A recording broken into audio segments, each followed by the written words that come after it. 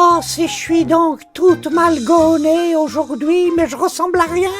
On croirait bien de moins que rien, toute mal gaupée. Alors, Marie-Madeleine, mal gaunée ou mal gaupée? Oh, dites, faites-moi aller en plus. Mal gaunée, mal gaupée, ben c'est du pareil au même. Vous savez comme j'aime toujours vous rassurer, Marie-Madeleine, mais là, je suis un peu de votre avis. Tiens, voyez, pourtant vous y connaissez goutte. Cette fois, je crois bien que j'ai mon fichu qu'à fichu. J'ai meilleur temps de le mettre fou de perdre. C'est vrai, la Marie-Madeleine Bailly-Salin est aujourd'hui bien mal gaunée. Mais d'où nous vient donc ce mot de gauner? Risset-Barrier, un fantaisiste des années 60, chantait « Poilu, barbu, vêtu de peau de bête, il bravait la tempête. Tu le, tu l'as, c'est la loi des Gaulois. » Nos ancêtres étaient donc vêtus de peau de bête.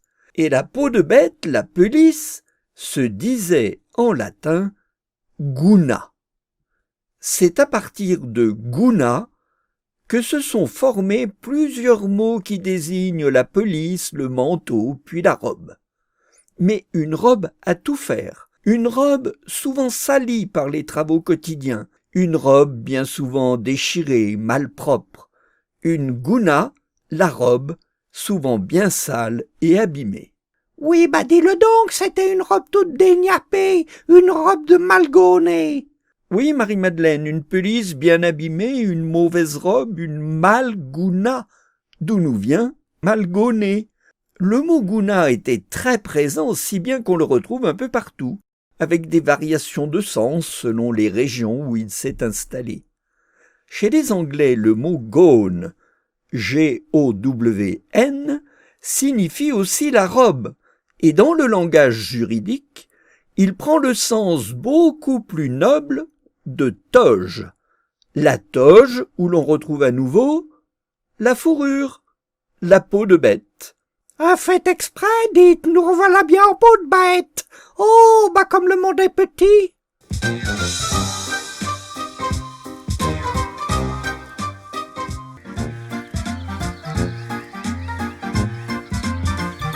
Selon les régions et les patois, le mot gouna, puis gaune, la robe, a évolué et s'est spécialisé dans certains usages. Le poète latin Virgile écrivait une cinquantaine d'années avant Jésus-Christ, lui portait des braies et une sorte de pelisse en laine appelée gouna. Bah ma foi, dites, il était pas si malgauné. Dans le dictionnaire de la langue des troubadours, on peut lire Gonella de Jésus-Christ era ses cordura, ce qui se traduit la robe de Jésus-Christ n'avait point de couture. Ce gonella, qui dérive de guna bien sûr, se retrouve sous forme de gonelle, qui en ancien français désigne la longue cotte portée par-dessus l'armure, alors qu'en patois provençal, la gonella, c'est le cotillon, une robe ample et évasée. Et c'est pourquoi aussi, pour nos voisins du nord de la Côte d'Or, une gonelle est une jeune fille, et dans la région chalonnaise, on dit que c'est une gounale. Oui, bah chez nous, il faisait tellement cru que la mère en hiver tous les ans on la croyait grosse, parce qu'elle portait 5 ou 6 gounets, les uns sur les autres.